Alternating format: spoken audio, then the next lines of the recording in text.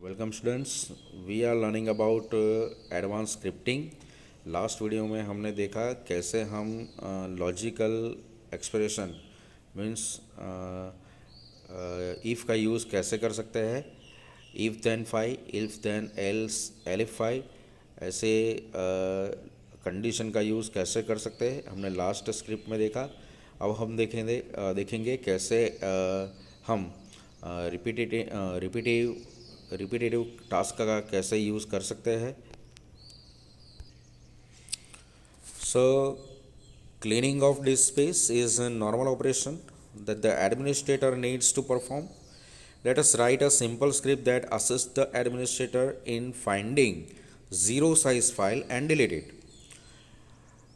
यहाँ पे एक स्क्रिप्ट दी गई हुई है जो परफॉर्म ऑपरेशन करेगी कि हम जो डायरेक्टरी का नाम यहाँ पे स्पेसिफाई यानी कि यूज़र जो डायरेक्टरी का नाम स्पेसिफाई करेगा उसको ओपन करेगी और उसमें से ज़ीरो साइज़ फाइल वो फाइंड करेगी।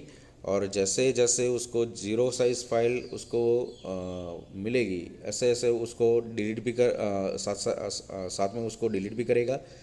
यहाँ पे फॉर लूप का यूज़ किया गया हुआ है। We can use for loop, while loop and until loop.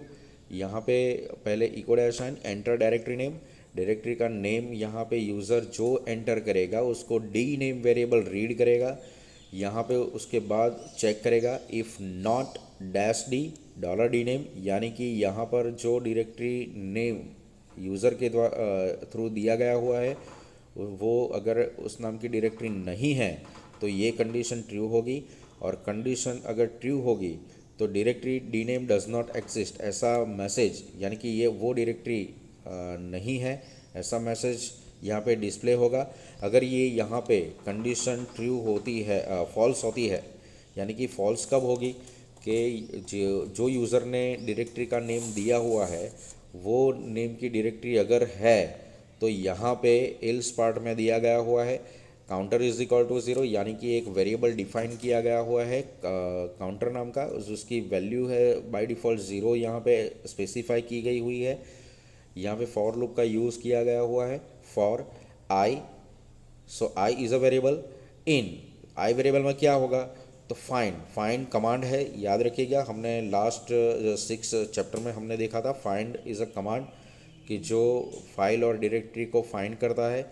यहाँ पे फाइंड करेगा डायरेक्टरी नेम के अंदर जो डायरेक्टरी नेम यहाँ पे दी गई हुई है उसके अंदर टाइप एफ मीन्स के फाइल को फाइंड करेगा जिसकी साइज़ ज़ीरो है, जिसकी साइज़ ज़ीरो है वैसी फाइल्स को यहाँ फाइंड करेगा।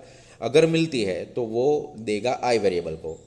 जैसे ही आई वेरिएबल को कोई वैल्यू मिलती है वैसे ही डू और डन के बीच में जो कमांड है वो एग्जीक्यूट करना शुरू कर देगा। पहला कमांड है rm$i, यानी कि फाइल्स को रिमूव करने के लिए ये कमांड दिया गया हुआ है rm, यानी कि जो फाइल नेम यहाँ पे मिलता है जिसकी साइज़ ज़ीरो है उसको वो डिलीट करेगा। बाद में इको कमांड के ज़रिए वो मैसेज को भी डिस्प्ले करेगा। और बाद में काउंटर की जो वैल्यू है लॉजिकल एक्सप्रेशन है काउंटर प्लस वन, यानी कि zero plus one now is equal to one.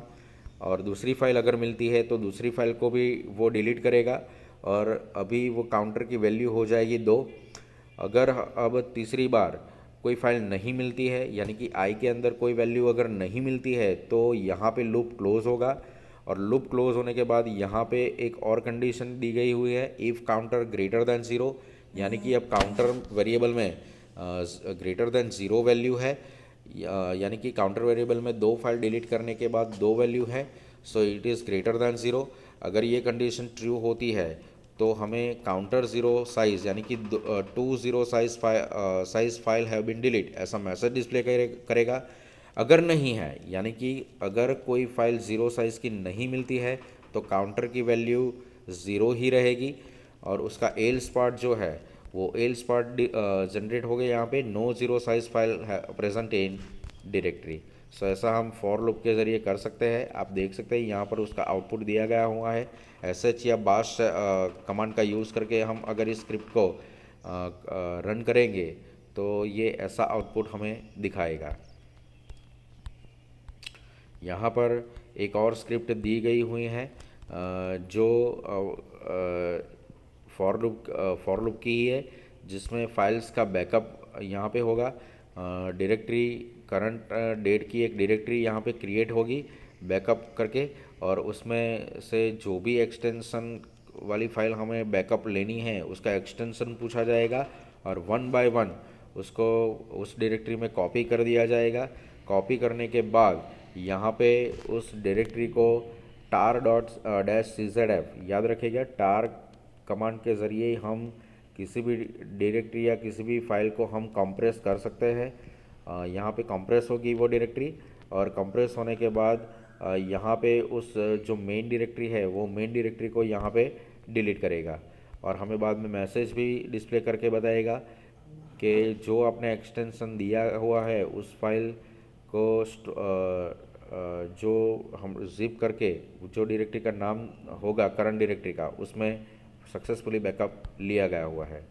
Repetition task while एक ऐसा लूप है जिसमें अगर कंडीशन ट्रू होती है तो वो लूप डू और डन के बीच में से जो कमांड है वो कमांड को एग्जीक्यूट करेगा। यहाँ पे जो स्क्रिप्ट दी गई हुई है वो 0 साइज़ वाली फाइल को डिलीट करने के लिए है। पहले हमें डायरेक्टरी का नाम यहाँ पे स्पेसिफाई करना होगा। स्पेसिफाई करने के बाद यहाँ पे उसको रीड करेगा डीनेम। अगर वो फाइल यहाँ पे मिलती है तो डायरेक्टरी मिलती है तो उसको ये कंडीशन ट्रू होगी, और कंडीशन ट्रू होने के बाद उसको ओपन करेगा, और बाद में आपको पूछा जाएगा कि आप कितनी फाइल को डिलीट करना चाहते हैं। अगर आप 2 या 3 जो नंबर है जो आपको फाइल डिलीट करनी है वो नंबर यूज़र के थ्रू दिया जाएगा, उसको fdil वेरिएबल में स्टोर किया जाएगा। कंट्रोल इज इक्वल टू 1 यानी कि कंट्रोल वेरिएबल में 1 वो स्टोर होगा। वाइल लूप का यहाँ पे यूज़ किया गया हुआ है।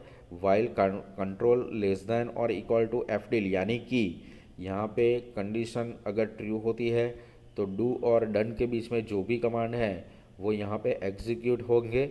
आप देख सकते हैं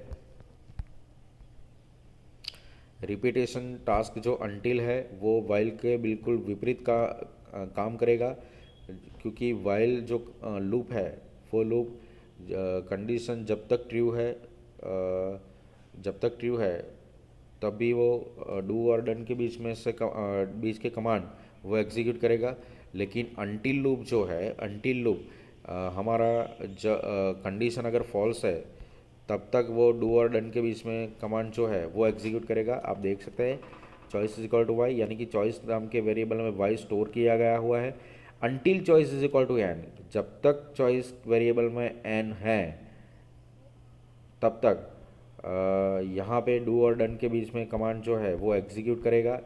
एक मेनू है, जब तक चॉइस वेरिएबल में वाई नहीं आता तब तक यहाँ पे डू और डन के बीच में ये जो प्रोसेस है वो प्रोसेस वो रन करेगा। आप फंक्शन भी स्क्रिप्ट में दे सकते हैं। Linux shell script also provide the feature of creating functions. Functions are small subscript within a shell script.